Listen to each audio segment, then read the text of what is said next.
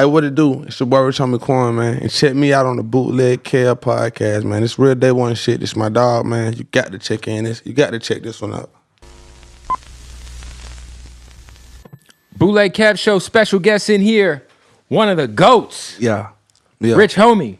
What's up, Kev, man? Quan, what up, man? What's up, bro? Like I was saying, good to see you, man. Yes. Listen, man, let me tell you something. When I say that I always give you so much love when I talk about just who really is like still, when I hear music, I still hear your fingerprints over everybody, man. For sure that. I definitely hear it too. I appreciate that, though, bro. Yeah, you're a legend. I was living in Tampa, Florida, really when 2014, 2015. It was different, man. It was different then. You'd go to DTLR, you'd have your clothing line in that motherfucker. Yeah. Shit was different, man. Yeah, shit was different, bro. You know I just remember every fucking mixtape record going off at Club Sky in Ybor City, man. It was, yeah, you're a legend, man. I appreciate that, bro. Yes. I appreciate that, man. How's everything? I know you got the new album coming out next Friday. Yeah, we're just reloading it next Friday. Family moolah out now, but you know, opposed to music, man, I'm doing good though, man. That's good. I'm doing good mentally. You feel me? You happy? Oh, for sure, definitely happy, man. Independent now, so that's important. Yeah, I always felt like, you know, because for a while you were I forget what was the major label you've been putting stuff out with? Was it Capitol Motown? Yep, Capitol Motown. I always felt like you were kind of built for the independent shit. Yeah, me too, man. Me too. But at the same time, you know, throughout my 10-year run, I definitely done saw every side of the sport, independent, TIG, label, so. Yeah, because the thing, it's a game, Eric. For people who don't know, there was like a point in time where you would kind of cool off, but it was also because you weren't allowed to release music. For sure that. Yeah, so when I couldn't release music, man, you know, they just really put a dark cloud over my head, you know what I'm saying? Dark cloud where I couldn't record. I didn't even want to hear the radio, you know what I'm saying? Yeah, was it like a point in time where you felt like you might have been like kind of dealing with some depression, or you just kind of were like down in terms of just like you're just on the music industry in general? I would just say depressed, bro. But coming from that situation, from the litigation where I couldn't drop, and that and watching your peers just go up, knowing you can't go up, you know what I mean? But I'm still doing shows, and my heart just went in it no more. Yeah, I think, you know, when we think back at just all the music you've been a part of, man, I was just listening to Days Before Rodeo, and I was just like, damn, Mamacita was it's like a perfect song. Yeah, for sure that. That was supposed to be your record originally? It was my song, yeah. Mamacita was my song original, right? Yeah. When I said my song, like, me and Metro was in the studio together. Yeah. And I know when I left the studio, it was just me on it. Wow. You know what I mean? And then it ended up with everybody. Yeah, which I wasn't tripping though. You right. know what I'm saying? Which I wasn't tripping though. Like, I don't look at it like that, but it was definitely my record. You know what I mean? Let's talk about, obviously, ATL took a big loss. Hip-hop took a big loss. One of your peers, Takeoff, passed away. R.I.P. Takeoff, man. Yeah, that fucked me up, bro. You guys have a very similar trajectory in terms of just timelines of your guys' careers. Yeah, that's what I was saying earlier. Like, them that took off at the same time. Like, I remember Takeoff. I remember the Migos. Us all being over there at Gucci spot, bro, before anybody got a deal. Thug over there, Scooter over there, the Migos on the couch. You know what I'm saying? Everybody there. So just to see them grind to get to where they are, you know what I mean? It was just like, and to see where we started from and watch every move. Like, I saw them transition like they saw me transition. So it's like, they're my real brothers, man. So that just was a huge L. Then me just knowing like, shit, that could have been me. You feel me? So it fuck with your brain, man. It fuck with your brain, bro. Then I love Houston so much. Like, that's one of the cities I said I would move to if I would ever leave Atlanta. Yeah, no state taxes, great city, yeah. You feel me? So that fucked me up, kid. I can imagine, man. Yeah, because I just think like you guys were like synonymous with each other in terms of like who was kind of running the club scene in 2014. Like 2015, it was like, it was y'all and it was them. Yeah, like I remember like some type of way Versace took off right same time. Same time, 2013. I remember it like it was yesterday. I remember us doing a birthday bash and stuff together. So it's like, man, we share so many memories together, man. You feel me? Like, And you don't even know you create memories when you living in them moments. Like, you don't even know they're gonna be memories. You feel me? So I try to cherish most of my relationships and shit now, bro, because I never know when I'm gonna be gone. What was I mean, I don't know how close you and Takeoff were, but that's a story you have of maybe, whether it was birthday bash or just a time where you guys maybe had a convo or had a memory together that you always hold dear. Like I said, man, it's just mostly just Take, man, just him standing in the cut, man. I always smoke and get high. So low key. Yeah, solo low key. Last time I saw him was at QCP. P had a birthday party, like a Met Gala in Atlanta at the Fox. Yeah, so me and Quavo flicked up and stuff, and he was right there, like, Quan, what the hell going in the cut? He didn't say much, but he had a blunt and dark shades on. You know what I'm saying? So that shit just fuck with me different, bro. It just hit me different, man. Then, like, knowing his character, you feel me? Like, quiet to himself and the way it happened. So it just been... Yeah, it's sad, man. It's a tragedy. Yeah, it's a tragedy. Because it's not like you said, like, it's not like he's the kind of guy who he was putting that energy into the out world. there. That's what I'm saying. Like, he wasn't even putting that energy in the atmosphere. You know what I'm saying? So it's different for somebody like that. Like, yeah, sometimes people will pass and you'll be like, well, look, like, obviously they're wrapped up in a certain life, or they were kind of putting that shit out there. Out there, like, that's what you want. You live by the sword, you die by the sword, but that wasn't the case in that situation, man. So, like, that's why I think Atlanta been just devastated, man. Like, how is Atlanta? I just heard somebody talking that even like going to Buckhead is hot right now. Yeah, man, Buckhead want to become their own city right now. I heard like you like they're doing the smash and grabs in Buckhead. They're getting like, because Buckhead, you could usually go to Atlanta. You'd be like, oh, I'm going to Buckhead. It's the burbs. Yeah, Buckhead right now. I heard it's hot over there right now. That's Atlanta, man. Yeah, the young boy. It's hot everywhere though. But Buckhead is LA's fucked up too. You feel me? But but Buckhead is definitely hotter than usual. You know what I'm saying? I know, like I just said, they're trying to get their own county, own police. They don't want to be part of Atlanta no more. They want their own city. Buckhead want to be their own city. Hey, what up, y'all? Bootleg Kev. Got to stop the interview to tell you about our newest sponsor, man. Shout out to the homies at Hardin, Las Vegas. That's right, the #1 dispensary in the whole state of Nevada, let alone in the whole fucking country. So many choices of premium cannabis, ladies and gentlemen. It is like, how can I put this? You walk into it, you go to Hardin in Las Vegas. When you're on vacation, when you're out there tricking off, whatever you're doing, stop off at Hardin, tell them I sent you, be like, yo, Bootleg Kev sent me. They're going to take care of you at Hardin. When I say selection, I mean selection of the best premium cannabis in the world, the best dispensary. There's a reason why Hardin is world famous. Follow them right now, Hardin_Las Vegas. Go to their website, hardinlasvegas.com. That's JARDIN_Las Vegas. When you're in Vegas, you have to pull up to Hardin. Tell them I sent you and get high off your fucking face. I don't even know what that means. How do you get high off of your face? Whatever. Melt your fucking face off with some of that good Hardin, y'all. Go follow them one more time. That's Hardin_Las Vegas. Let's get back to the interview. Are you feeling the temperature in Atlanta change now that we kind of know that this DA that's there is specifically targeting rappers? In terms of just like, are you noticing it just from like somebody who's a part of the industry and also somebody who's a fan of what's going on in Atlanta? Are you noticing the music change, maybe the subject matter changing, people moving out or people moving differently? I would definitely say it's been a big change since that DA has got in office. You know what I'm saying? But like I say always, man, I feel like us as rappers, man, we really got to watch what we put out there because, like, I mean as in lyrics, like you just said, like, if I'm talking about gang, I mean, like, shoot 'em up, bang, bang music in my songs, what you think gonna be, what type of crowd do I think gonna be at my shows? Or what type of crowd do I think that I'm gonna, get the attention of? So it's almost like, you get attention from everywhere, not just, like, it's gonna come from everywhere. So you just gotta be mindful of what we say, man. And, like, she ain't playing. She ain't playing. She ain't playing.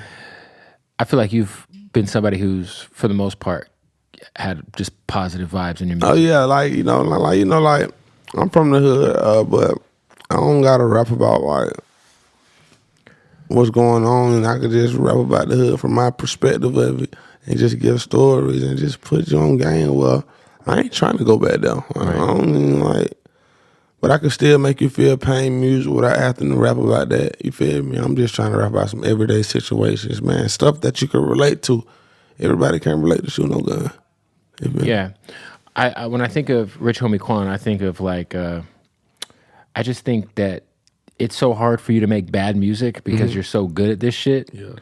And I'm glad just to know that you're independent now, because I feel like when you're in a position like you where everyone might be looking at you like, man, Quan ain't had nothing for a minute, you kind of want to be in an independent space because you could just shoot as many shots as you want because you know if something's going to go in. Yeah. Because you're Rich Homie Quan and you do this shit, bro. For sure that, but I think the break was needed though, man. You know what I'm saying? Because it was at a time like, well, I was big-headed, bro, and I can admit that. You know what I'm saying? Well, I was on my high horse. You feel me? Like, and I take accountability for that. So the break was really needed. It wasn't really about me taking a break because the break wasn't like I'm finna chill. Like I was forced to take it, and with me taking a break, man, I had to find, I had to face the man in the mirror, man, and put some of the blame on myself. Yeah.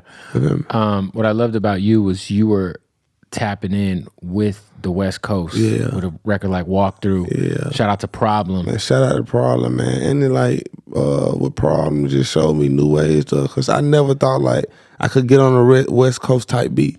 92 BPMs. You know what I'm saying? An LA record that just ended up going crazy everywhere. Shout out to Dupree, the producer who made Dupree's a great guy. Yeah, man. Still work with him to this day.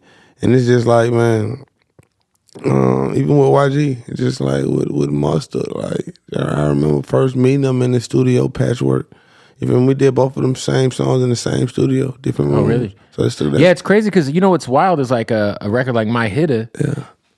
YG was having so many, he was having problems breaking through outside of LA. Yeah. And then he got the Rich Homie Quan stimulus package. But like even like to that story. My Hit is like. Yeah. That story like was crazy though, like because even like when I went to the studio, I didn't know who YG was. Like, social media wasn't as popular as it is now. Correct. Yeah, so it wasn't like Fly called me, and Fly being TIG's CEO, like man, go to the studio. This West Coast artist on YG. I want you to work with him. Yeah, it was sounding Def Jam, but Jeezy was just watch no. So I was like, shit, I fuck with Jeezy. I'm gonna go down and fool with him. So I go to the studio, man. They in the B room. They got the B room rented out. And when I first go in, Mustard's on the computer, but I'm thinking Mustard is YG. I see the Apple computer 9 times 10 he playing stuff from his computer. Right. Like, well, YG, what's up? Like, this is how I approach him. Like, I'm not YG. That's YG. I'm like, damn, man, I'm so embarrassed. Like, my bad, bro. I ain't know. He like, it's cool, bro. It's cool. So Mustard going through beats, and when he played the beat for the My Hitter, all I could think of was I remember Wayne going in on a sample to this, something like this. And Wayne was a big inspiration to me. And I was like, man, if I could put my little twist on it, it would be hard. I went in there, did my part, and I left. 2 weeks later, Fly called back. Jeezy went on the record. And that day, YG hit, they were saying his voice was messed up or something, so he couldn't do his verse that day. So I just did the verse, the hook. I did the hook, the verse, and I just left. That's crazy. Yeah. Classic banger. What is because I feel like you are one of when we think of like the T-Pains, the Akons, the guys who are just like 50 cents, the guys who can come through with a hook. Yeah. Always. What is your process when it comes to coming up with a hook? Is it a punch-in thing? Do you lay the melody first, then you fill in the lyrics? Like, how do you come up with hooks? First and foremost, the hook is really created. It starts with me, beat selection. Mm-hmm. Beat selection is important. And of course I'm punching, but it's always off a feel. Like I've never went in the studio to make a hit.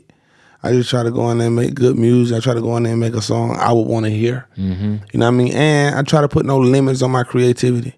You know what I'm saying? So I'm willing to go in there and try things. I'm willing to mess up. And I've spent a lot of hours in that studio. So I'm confident in what I do. I'm confident in what I say. And I think confidence plays a big part in it.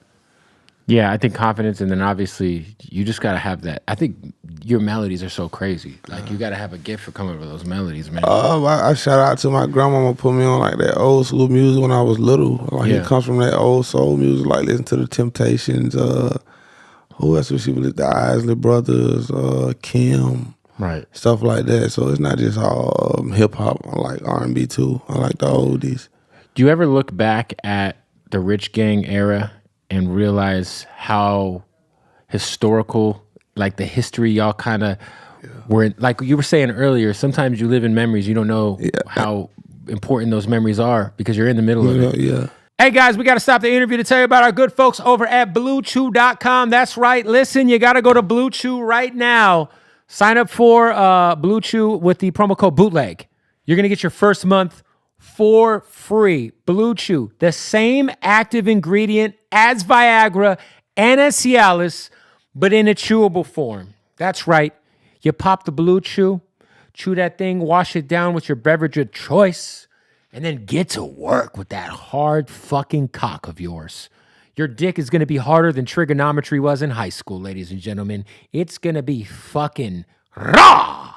Like, Ryu in Street Fighter, he'd be like, Hadouken, and he does the motherfucking, this is going to be your dick. It's going to be like Ryu's fucking uppercut. You know what I'm saying? God bless whoever's on the receiving end of that. Consensually, of course. They're going to thank you for taking the Blue Chew. So go to BlueChew.com, use the promo code Bootleg. All right? I'm talking free month, right to your doorstep, in discreet packaging, no awkward doctor's visits. All right? It's all online. You don't have to worry about going and sitting in a waiting room and be like, hey, doc, my dick, I could use a little pep in my step, and then it's awkward. You got to look at this old fuck talking about your dick. He might ask you to pull it out. Who fucking knows what's going on? At Blue Chew, none of that's happening. BlueChew.com. And they also got the brand new mint-flavored chewable, which has vardenafil in it, which is the same active ingredient as Levitra and Staxin, which is a little more potent. A little more potent if you need the extra on top of the extra. You know what I mean? Get the mint chewable. Yeah, your wife will thank you. Your girlfriend will thank you. Your boyfriend will thank you. Whatever the fuck you're fucking will thank you. As long as it's legal, all right? Let's get back to the interview. Go to BlueChew.com, promo code Bootleg. That's it. The Rich Gang shit, just from a fan's perspective, just looking back at like, wow. Like that was Quan, Doug, I mean, everybody who was involved in Rich Gang back then. Like, that was a what a time to be alive moment, man. You know what I'm saying? And like I said earlier, like we not knowing like we really creating history. You know what I'm saying? We not knowing that we're finna change the game and people finna start doing collaborative projects now. You know what I'm saying? This just come from two solo artists collaborating on music every day. And it was London on the track who was handling a lot of that production. Right? Yeah, London on the track. You had Done Deal. We had a lot of Atlanta producers. But London was hands on. Done Deal was hands on as well. But it's just us in the studio for 3 months straight. And like, bro, what we gonna do with the music? When you guys would decide, you and Thug would decide, like, how would y'all decide who would take the lead on like laying a hook down? Like on, let's say Lifestyle. Okay. So Lifestyle, so like for one, like me and Thug, we would be in the studio, but we would always be in separate rooms. Mm-hmm. So it's almost like we would get a big enough studio because we're still solo artists, and I don't want to interject on your creativity as well as mine. So Lifestyle was brought upon first day I met Birdman. We did a show down in Miami. He came out to the show. And I had just busted my face in the walkthrough video from dehydration. And everybody was like, he fell out, he's on drugs. But I was just dehydrated. You got to think, this 2014, I'm doing so many shows. I'm not getting no proper rest. And I didn't know. You were getting all the back end. Yeah, bags. I didn't know about getting tired. I didn't know I didn't know I can fall out if I don't get enough sleep. You know what I'm saying? So I ended up busting my face. But like 2 weeks after I bust my face, I got a big offer in Miami. I ain't missing this money. Right. Put some makeup on this shit. So put makeup on it. But Birdman comes out to the show that night. Birdman comes out to the show. I meet Birdman. But Thug had already met him. Me and Thug had already been working in Atlanta. You know what I'm saying? What up, nephew? I think you should come to the studio. They Bird this here Bird. You know what I'm saying? Like, he signed with who Wayne be with. They have my mind thinking. But let's go to the studio because my dad came out to the club that night. Right. Like, Paul, let's go to the studio. We go to the studio, you know what I'm saying? We in there smoking water. He was like, you want to get in the studio? You feel like rapping? I was like, hell yeah. Play me some beats. Yeah, Spaceball. First song you play, Lifestyle. But when I first heard it, like, I was like, I thought it was Wayne. I looked at my dad like, that Wayne? Then I was like, no, that's Thug. I was like, boy, this nigga Thug, boy, it's crazy. Crazy. So then it was like, it's a verse now going. I did the verse probably like 15 minutes. Laid it down. Laid it down. I heard it was on the radio 2 weeks later. It was kind of like a perfect mixture of like, your buzz was crazy. You had hit records already. Doug was bubbling. Yeah, bubbling. Stoner was going You up. feel me? You know what I'm saying? But you guys coming together was like, it was just something crazy. And then with the Birdman approval. Yeah, and it was, you know what I mean? Like, and us being young, like, I wouldn't, like, we was supposed to go through what we went through. You feel me? Like, we was supposed to, like, that moment was supposed to happen. Yeah. You know what I mean? It wasn't forced. Yeah. You can hear it in the music. Like, you know what I mean? After Lifestyle, that's when we decided, like, man, y'all boys got to be in the studio every day. Right. Then we just come out, put the project out. You were kind of a part of a lot of the infancy stages of a lot of the what we consider kind of pillars in hip hop production these days, right? I'm talking about Metro Boomin. I'm talking about London on the Track. We go on and on. For you, like, who would you say was the producer that is still relevant today that you had the best chemistry with? What producer did I have the best chemistry with? Because, like, none of my songs, like, I never used none of, like, the same producers on none of my big songs. But I would say, like, who I had great chemistry with, I'm still working with Dundee. Nice. He was on that Risk Game, big, heavy. He just did Risk Takers for me. Who else? I don't know. Zaytoven has always just been critical because, like, you can just call Zay whenever, man. Zay, OG in the game. You know what I mean? Shout out to Zaytoven. A lot of people don't know he's actually from the Bay. For real? He's from San Francisco. Oh, you just dropped though. That's a fun fact for today. I did not know that. Yeah. He just did a whole album with 3 or 4 artists from San Francisco. For real? Yeah, called 415. Yeah, that's hard. People don't know that's where some of his roots are. Because you know he's synonymous with Atlanta, as he should be. Yeah, but I should have known that good ass hair he got. He got that good having that hair. Yo, you talked about a day where you were at Gucci Mane's house. The Migos were there. Thug was there. Scooter was there. Yeah. Gucci Mane, I always say, probably is the greatest A&R in hip hop history. And but like what he don't get enough credit for, he sees it and he be right 89% of the time, and he sees it before it happens. Even if he doesn't sign the artist, right? Listen. It not, man, R.I.P. to Dolph. Dolph was over there too. Listen, man, then Guwap was pulling up on me at my mama's house. Wait, Dolph was at the house at the same time? Nah, this is a different moment. So Gucci trying to sign me. So now Thug already signed to Gucci. Yeah. So he had the Migos too. He had the Migos too before he went to jail. Yeah. You know what I'm saying? So they all over there. So, you know, trying to reel Quan in. So I'm stalling them out.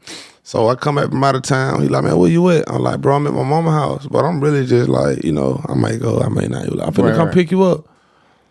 I was like, I'm at my mama's house. He was like, nigga, I'm outside. I go outside. I was like, man, but my girl with me. Tell her to come on too. Wow. He come pick me up, man. He come pick me up in a red Bentley. He was like, yeah, only 2 people got these in the USA. He popping it. Dolph in the car with him. First time I meet Dolph. So Dolph and Gucci pick you up from your mom's house? Yeah, from my mama's house. Then me and Dolph would go back. He was living in Atlantic Station. And I remember seeing Dolph on, because I didn't know, like, at this time, Dolph is not Dolph yet. Right. You know what I'm saying? Like, nobody, I'm not even Rich on Quan yet. Right. You know what I'm saying? But Dolph just, like, standing up, sleep on the elevator. We both spent the night in Gucci's living room. You and Dolph crashing on the couches in Gucci's living room? Yeah, but because we couldn't go home. He was like, you know, it's a friendly kidnap. Like, you ain't going home, so we do some work. Friendly kidnap. But we hadn't worked yet, so I know, like, yeah, Brian. Mind you, and my girl's here too. And your girl's there? Yeah, man. So let me get this straight. So Gucci pulls up to your house in a red Bentley with young Dolph. Yeah. Friendly kidnaps you and your lady. Yeah. You guys end up at his house. You end up crashing there in the living room with Dolph. Yeah. Because Gucci is courting you to sign with Brick Squad. No, I wasn't even just. Yeah, he wanted me to sign. So you go over to his house. You guys end up recording. We didn't own know, man, because he was upstairs, man, tearing some shit down. You know what I'm saying? Because like the loft, like they ain't had no door. Like I'm with my Gucci's girl, up there handling. Man, business. he up there handling business. Like I'm like, man, I'm ready to go, man. Like, this is kind of weird at this point. Yeah, I'm in the man. living room. He's up there fucking. Dog snoring. You know what I'm saying? Like, man, I'm trying to hit some shit. You know what I'm saying? But, you know what I'm saying? It was a moment, bro. Like, you know what I'm saying? Wild. What up, y'all? We got to stop the interview real quick. Tell you about our good friends at MyBookie. That's right, man. MyBookie is where you want to get this money and enjoy being a degenerate like myself. And it's the best time of the year to be a degenerate because NFL season is obviously we are in the midst of a crazy NFL season. NBA season just started. World Series is going down, and you can get your bets in right now. Go to MyBookie and sign up for a new account using the promo code BOOTLEG. That's BOOTLEG. You sign up right now. They will match your first deposit. That's right. Put in 1,000. Oh, they'll give you another 1,000 to gamble with. That's free money. Free money to gamble with. Let's get in on this action, man. NFL season. I'm loving this part of the year. So much good, just everything to bet on. Football, basketball, fucking UFC, NFL, baseball, whatever. Now is the best time to get your gamble on. So go sign up for a new account at MyBookie. Use that promo code BOOTLEG and double your deposit. Let's get back to the interview. Yeah. What made you not end up? What made you end up choosing TIG over some of your other people? Obviously, Gucci was on the table. You know, I kind of just wanted to do something different, man. Like I was the first artist signed to TIG. Fly had this store in Atlanta called Fly Kicks, and Fly Kicks was like New York's Flight Club. You know what I'm saying? Sense, yeah. Okay, but it was on the street, Peter Street, and on Peter Street, it was a lot of studio. It's a studio on Peter Street. It was like it's like a little fun place. Like people, but his store, it was the spot. Like even if you weren't buying clothes, right? People would just go there to kick it, drop CDs out. You know, it was just kind of like Fairfax out here, maybe. Exactly. Like just to have some motion, just go there with emotion, and I don't know. I just gut feeling trusted him. You feel me? Like I just followed my gut, and I stalled him out for a minute too. You know what I'm saying? I'm good with stalling because I try to fill off energies and vibes, and I trusted it. It wasn't for a lot of money. I would Gucci offered me more money. Yeah. You feel me? Like I remember. Like, I think it did work out for you because you obviously have a lot of success. But I betted on myself though. You did. I was willing to bet on myself and take that chance though, because like I got offered more money else places. It's just I knew what I had, and I trusted Fly, man. You know, I trusted him. Not saying I wouldn't have trusted Gucci, but right. I kind of want to make a new staple, change the narrative, and be a part of Atlanta history in my own little way. And and now when you think of that drop, think it's a game. That's like just. You feel me? I know that because of you. You know what I mean? You feel me? Yeah, so shout out to Lucci. Shout out to everybody. For sure that. But like I say, I just wanted to. I didn't really want a cosign. I wanted to grind without a cosign, man, because like the people I looked up to like Gucci's, and they didn't have one, so I didn't want one. I wanted to be looked at like on the same level as them one day. I want to get to the new music, but I gotta ask you because I remember living in the South. Mm-hmm. And I would hear some of these numbers that would get tossed around about what kind of brown bags you was picking up. Yeah. Specifically in the Tampa, St. Pete area. Listen, man, I ain't gonna lie. I went crazy in Florida. You were getting, I don't think people understand. There was a show you did in Tampa, and I had never seen the city more excited for somebody outside of when Boosie got out. Yeah. Listen, bro. It was insane. Yeah, like the bags we was getting in, and like, cause like by the time Some Type of Way came out, the world, it went global. But I was already in Florida from the differences and Can't Judge Her. So I was in Florida a whole year before Some Type of Way came out. So I was already up. You know what I'm saying? You just had so many hood classics that pop. Like, What Would You Do was so big in the club. Even like Your Feet, like I know was a record that like still to this day. Listen, like, even like I still like Florida and Carolina and like on my biggest markets. Like I don't care where it's at in Florida. I'm going to Florida twice a month. You get in the bag. For sure. Yeah, it was wild because I just remember like I would host these remotes at DTLR, and at this time there was Jewel House, Boosie's clothing line. There was Rich Homie Quan shit, and then the YRN shit was for sale. Exactly. it was like an era that was like so special when I think back. And I'm like, damn, like I'm glad I was living there during that time. Yeah, because I'm not sure I would have appreciated it being in LA or being on the West Coast. But you're right though, because it's different, man. Even like with Florida now, how many Florida artists you see emerging now? You know what I'm saying? Like, man, like Plies like was a big influence. Even like to be on such similar shows with him, like that's somebody like yeah, because Plies had the ran off on the plug twice shit during that time. Yeah, like it's almost like he keeps signing up. You know what I mean? Then even with him being actively on the social media like that. So it's like, you know what I mean? That's something that's the lane I'm lacking in, because, you know, I'm very private, man. Like, I try to keep myself not accessible like that, bro. To, you know, to keep the confusion down and, you know, keep me out the way and keep me sane, man. That's important. This new body of work, any features on it? Not this new body, no features. I like that. Yeah, you know, we had just did the one, I did the feature with No Cap. And, you know, I'm not really big on features on my own songs, you know, like I always. I mean, really, if you think of your biggest solo records, I mean, really, the Problem feature was kind of like, at the time, Problem was like, he had like what? You know what I'm saying? Yeah. But that was like a cool emergence of like what was going on in LA, what was you going know, on like, the other side. It was like Atlanta meets LA. I mean, Atlanta meets LA. Well, your biggest records that are solo are just you. Yeah, and that's what I'm saying. So it's like it's never like I needed anyone for the hit. I was the hit maker. So, and nothing like I'm not taking nothing away from nobody, because I've worked with some incredible talent. But man, I just love music so much, bro. Even when I wanted to quit, I just couldn't, man. Like I say, I didn't have no plan B. This is the plan B. I put all my chips in, and even though it didn't work out, I gotta make it work. Hey, we got to stop the interview real quick to tell you about our partners at Odd Socks, our presenting sponsor here at the Bootleg Kid Podcast. Listen, Christmas time is approaching faster than you think. I mean, we're like fucking a month and a half away or some shit, whatever. Get some Odd Socks for your folks. Go to oddsocksofficial.com, use the promo code BOOTLEG, and you'll save 20% off at checkout. The most comfortable socks in the world. That's right. We got some Scarface socks. They got WWE. You know what I mean? They also got the Cheech and Chongs. They also got the Flamin' Hots for you hot Cheeto-eating fucks out there. My favorite, just the Odd Socks Basics. They're just so comfy. Literally the most comfortable sock in the world. I'm holding the fucking sock right now. You can save 20% off. Plus, they got boxers now, baby. All right? Go to oddsocksofficial.com.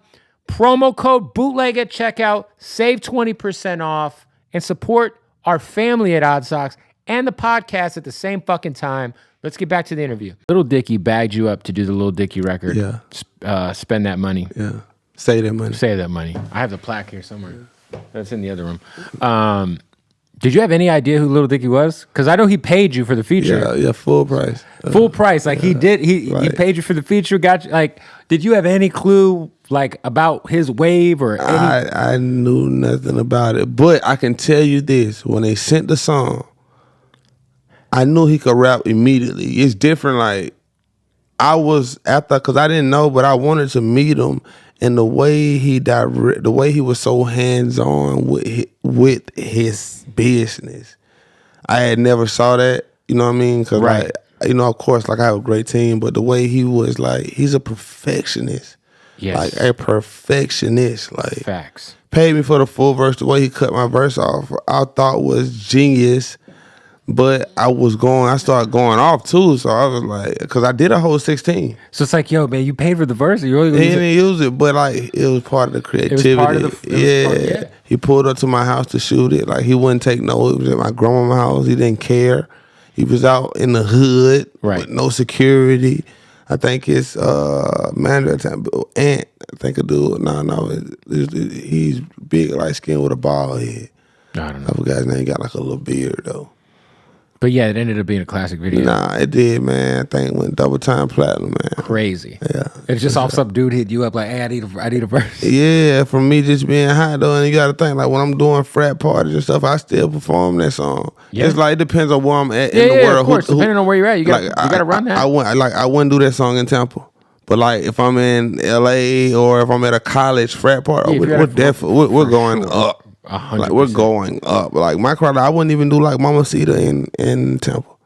You know what I'm saying? That's for like there's a No, different that crowd. Tampa playlist is Like it's ratchet. It's you know, ratchet. you know what I'm saying. So it's like when you got a catalog like that, depending on where we're at in the world, the playlist changes. The playlist changes.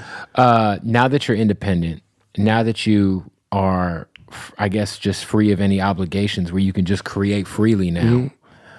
Are you gonna put out music a lot more frequently now? Of course, I'm putting out music more frequently. We just dropped on October 4th, which was my birthday. I'm coming back November 18th, and this is the most frequently I've ever been active in a minute. I was gonna say your first mixtape series. What was it? I'll Never Stop Going. Still going in, but the first one was I Go In on Every Song. Okay. Then Yeah, break it started. down. I'm gonna fuck it up for sure. But these are classic mixtapes. Yes, I Go In on Every Song. Still going in. Reloaded. I promise I will never stop going in. We get a fifth one. The Still Going In series saga is not over. It's not over. It's not over. I'm thinking about it might be my next album. But I don't think the next one's gonna be a mixtape. So the next one might be an album. You know what I mean? Today's world with the streaming. So it's definitely not over, man. Like I'm still going in, and I never be able to relive that life. So I can just hope I can create some new memories, man. Yo, man. Well, I know you got to catch a flight. Yeah. So the new project is out. You got you just dropped in October, like you said. Yes, October 4th, Family and Moolah. We got the single Risk Takers, which is going crazy. We got the No Cap feature with Bigger Jeans, which is going crazy. Is there anybody, like I was gonna say, who you kind of see as somebody who's got that same gift that you have to just fucking close their eyes and make hits as a part of the newer generation? I might get some slander with this, man, but I think Kodak is tremendously amazing. It don't matter what he says. Like, I like his versatility. Like, he don't have just one set flow. He's unorthodox. You don't know how he's gonna come on. So, I love that. Yeah, I think Kodak is on the Mount Rushmore of the last 5 years of rap, maybe 6 years. You know, it's crazy because he was right after your guys' era. Because he was 2015, 2016. Yeah, around the time Uzi done popped and stuff. Yeah, but he was different. It was that but you Florida can hear shit. It's the ratchetness, but you can hear the dedication and the real talent in him. Though. That's what I mean. Like the beat selection, it's a different flow. It's the wordplay. He's an alien. Yeah, for sure. He got it. As you are, my friend. Yeah. Rich homie Quan. For sure. One of the greatest. I appreciate that, man. One of the most influential motherfuckers alive. They know it. Come on, man. They know. I appreciate you pulling up, bro. Thank you, Kev, man. Thank you, bro.